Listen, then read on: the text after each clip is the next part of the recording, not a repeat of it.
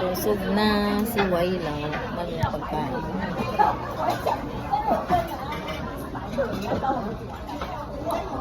Ilang table kami? 7 table po kami. Alam niyo po isang table, 20k NT.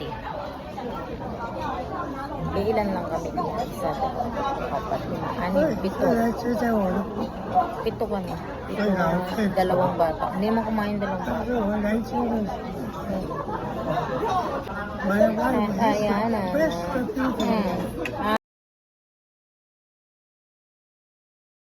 Hello! Ayan, kakauwi lang namin. Galing kaming restaurant. Doon kami kumain. Siguro nasa 200,000 NT yung nagastos. Ang dami namin.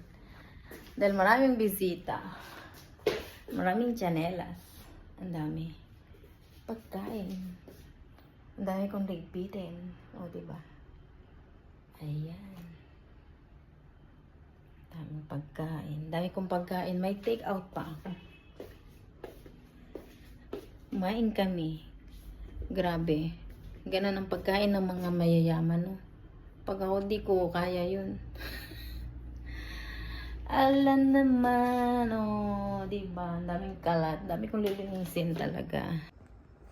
Ito pasalubong sa akin. Utap from Ilan. Ayan, daming pagkain. Oh. May favorite pistachio. Ayan. Ayan. Sunflower seed. Ito yung walnut.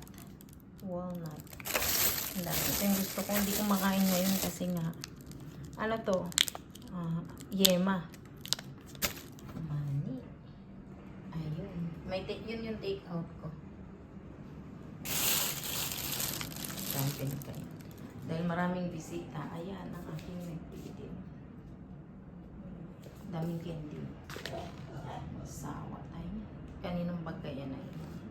Ang daming bisita. Pauwi na sila. Umuwi na sila.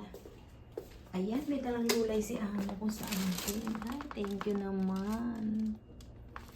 Nagpunta ba dito ang aking amo? Dinalaw ako.